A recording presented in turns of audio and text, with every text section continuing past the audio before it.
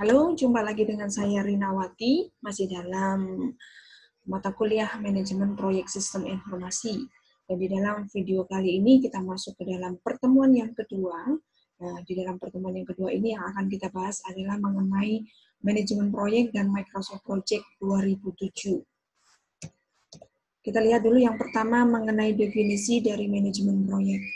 Manajemen proyek ini merupakan satu perencanaan, pemantauan, dan juga pengontrolan terhadap seluruh aspek yang terdapat di dalam proyek, serta motivasi yang ada di dalamnya untuk mencapai tujuan proyek dengan waktu, biaya, kualitas, dan kinerja yang telah ditentukan sebelumnya. Nah, kemudian bagaimana tentang konsep dari manajemen proyek itu sendiri, di mana konsep ini menekankan kepada langkah-langkah apa yang diperlukan oleh tim, gitu ya, untuk bisa menjalankan proyek tersebut dengan baik, tujuan akhirnya bisa memenuhi keinginan stakeholder, kemudian di dalam pelaksanaannya, pengelolaannya, kita memerlukan berbagai macam ilmu pengetahuan dan juga keterampilan yang diperlukan, gitu ya. Nah, kemudian dengan penerapan dari manajemen proyek ini sendiri, ternyata banyak sekali manfaat ataupun tujuan yang diharapkan bisa kita capai. Nah, apa saja manfaat tersebut? Yang pertama yaitu efisiensi biaya, juga sumber daya dan waktu. Yang kedua, adanya kontrol yang lebih baik. Kemudian yang ketiga, ternyata dengan manajemen proyek ini kualitas pun bisa meningkat, ya. Dengan peningkatan kualitas diharapkan produktivitas pun juga bisa meningkat. Lalu resiko bisa kita tekan seminim mungkin, lalu adanya koordinasi internal yang lebih baik, kemudian semangat tanggung jawab pun bisa meningkat di dalam tim karena apa? Karena ada penugasan yang jelas kepada anggota tim, sehingga seluruh tim itu tahu apa tugasnya, apa wewenangnya, apa tanggung jawabnya, dan sebagainya, gitu ya. Kemudian, hasil akhir dari sebuah proyek itu ada dua hal, gitu ya, yang diharapkan tentunya proyek itu berhasil. Tetapi kemungkinan yang kedua yaitu adalah proyek tersebut gagal. Nah, kegagalan sebuah proyek itu biasanya akan ditunjukkan oleh beberapa sinyal yang sebelumnya dinyatakan gitu ya, seperti adanya satu keadaan di mana si pengembang software itu ternyata nggak ngerti apa sih yang diinginkan oleh si user ini sebenarnya gitu ya. Jadi di dalam tahap awal melakukan inisiasi proyek itu nggak sampai ke akar permasalahannya. Nah, ini akan menyebabkan satu dampak yang akibatnya fatal ya, bisa menyebabkan proyek tersebut gagal. Kemudian yang kedua apa? Yang kedua yaitu adalah skop dari produk yang didefinisikan sangat rendah. Jadi ruang lingkupnya itu nggak sesuai dengan kebutuhan. Kemudian yang ketiga, perubahan yang dilakukan sangat rendah. Ya, memang terjadi pengembangan gitu ya. Tetapi apa? Tetapi pengembangan ataupun perubahan tersebut ternyata tidak menjawab kebutuhan yang dibutuhkan oleh si user. Lalu yang keempat, teknologi yang dipilih berubah nih dia. Jadi terkadang karena waktu yang sudah semakin mepet gitu ya.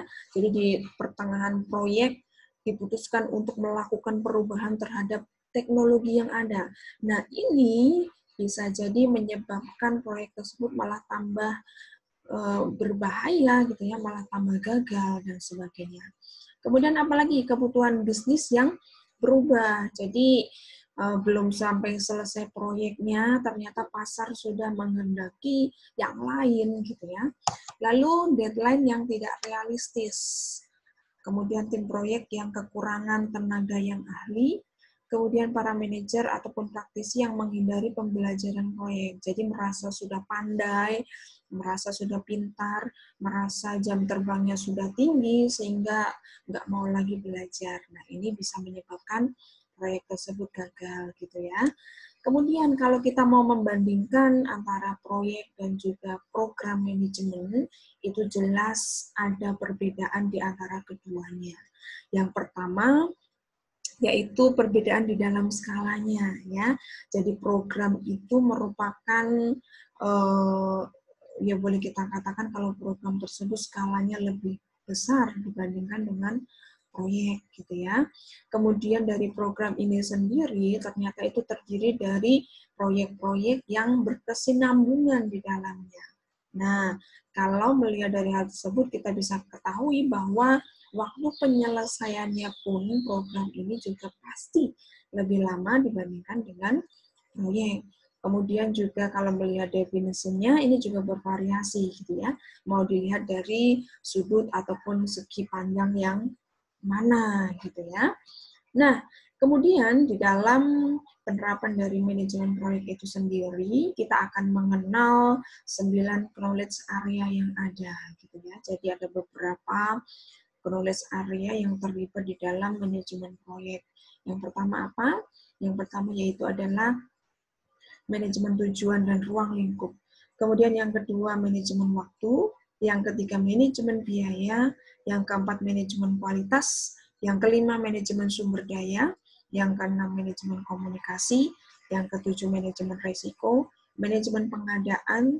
Dan yang terakhir adalah manajemen integrasi proyek. Jadi, di antara ke-9 knowledge area ini, bisa saya katakan bahwa semuanya penting, gitu ya. Kita harus memastikan bahwa kita melakukan manajemen di dalam 9 area ini.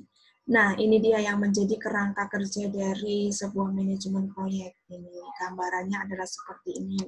Jadi, stakeholder ini adalah orang yang berkepentingan, orang ataupun organisasi yang berkepentingan di dalam proyek tersebut, gitu ya. Diawali dengan masalah yang dia hadapi, dari masalah tersebut ternyata harus dicarikan solusi, harus ada jalan keluar, maka apa? Maka dari hal tersebut dia memutuskan untuk mendelegasikan kepada seorang manajer proyek, gitu ya.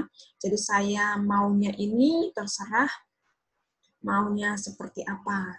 Nah, mulai saat itu, maka seorang manajer proyek, itu ya memiliki kewenangan yang penuh terhadap berhasil tidaknya proyek tersebut. Jadi, seorang manajer proyek akan melakukan pengelolaan terhadap 9 knowledge area yang ada tadi, gitu ya. Dibantu dengan tools dan juga teknik yang ada, ya, metode dan sebagainya, gitu ya. Tujuannya apa? Ini dia. Tujuannya akhirnya yaitu adalah kesuksesan sebuah proyek, yang berarti bahwa stakeholder ini memperoleh jalan keluar dari permasalahan yang dia hadapi. Seperti itu kerangkanya. Nah, kemudian ini prosesnya, gitu ya. Jadi ada 5 tahapan ataupun proses di dalam project management, gitu ya. Diawali dengan satu proses yang dinamakan dengan proses inisiasi. Jadi inisiasi ini adalah tahap yang pertama kali dilakukan. Kita akan melihat gambaran global dari proyek itu di sini. Jadi kita akan melakukan interview dan sebagainya dengan user sehingga kita tahu sejauh apa permasalahannya, gitu ya. Akar permasalahannya seperti apa, ruang lingkupnya seperti apa dan sebagainya, gitu ya. Itu kita lakukan di dalam tahap inisiasi ini. Nah, kemudian setelah inisiasi selesai, maka kita akan masuk ke dalam tahap yang kedua. Tahap yang kedua ini adalah tahap planning. Jadi di sini kita buat perencanaan dari awal sampai akhir. Rencana selesai, lalu tahap selanjutnya yaitu eksekusi atau pelaksanaan, gitu ya. Kita lakukan semua rencana yang telah kita buat, kita eksekusi di sini, dan kemudian tahap yang selanjutnya tahap controlling. Jadi kita melakukan pengawasan, tahap ini kita lakukan gitu ya di seluruh tahapan di dalam proyek tersebut. Fungsinya apa? Fungsinya di sini yaitu kita memastikan bahwa pelaksanaan yang kita lakukan itu harus sesuai dengan rencana. Mutu yang ditetapkan harus sesuai dengan pelaksanaannya. Jadi kontrol di sini sangat penting gitu ya. Nah, setelah selesai baru ke dalam tahap yang terakhir yaitu tahap penutupan. Ya, nah ini dia tahapan-tahapannya. Tahap perencanaan, pelaksanaan, kemudian kontrol, dan penutupan. Nah, kemudian di dalam tahap yang pertama, tahap inisiasi ini, kita akan membutuhkan banyak sekali hal seperti informasi histori, deskripsi produk, batasan, asumsi, dan sebagainya, gitu ya.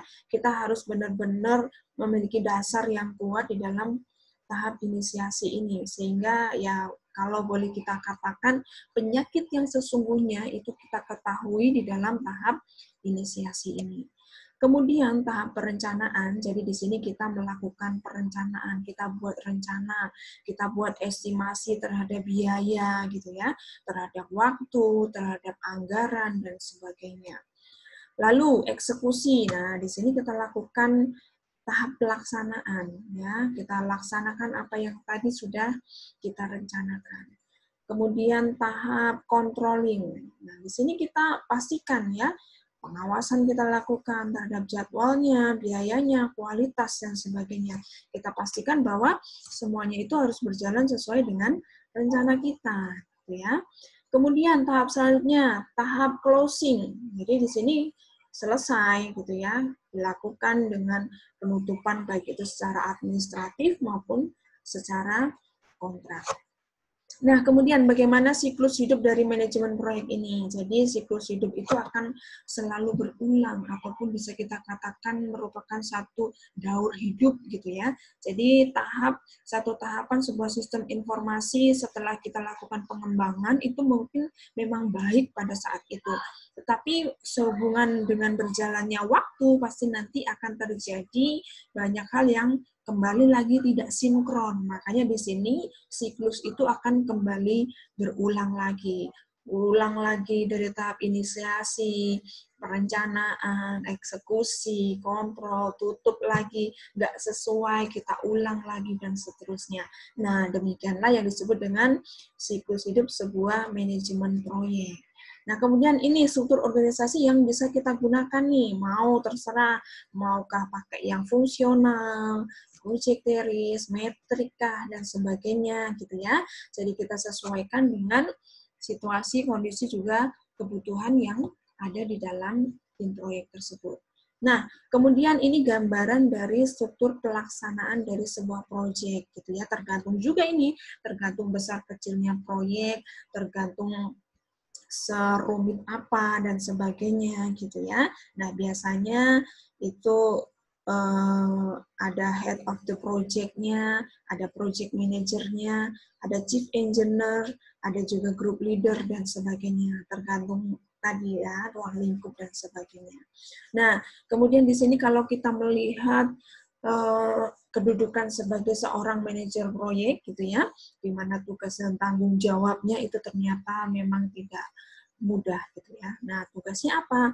Yang pertama, itu harus mampu untuk mendefinisikan dan membatasi proyek dengan benar, lakukan identifikasi, harus mampu memimpin, harus mampu untuk melakukan estimasi ya, kemudian bisa untuk mengidentifikasi resiko, isu dan sebagainya ya.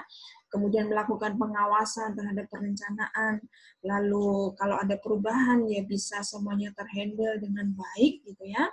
Kemudian bisa mengelola berkas dengan baik, lakukan komunikasi dan sebagainya. Nah, itu dia tugasnya. Kemudian untuk mengemban tugas tersebut ya seorang manajer proyek harus memiliki ini keahliannya gitu ya. Yang pertama apa? Yang pertama yaitu kepemimpinan, kemudian komunikasi, mampu memecahkan masalah, cakap dalam menulis, presentasi, menjalankan tim, harus profesional, bisa mengatur gitu ya. Dan terlebih lagi dia harus tahu tentang sebuah manajer proyek.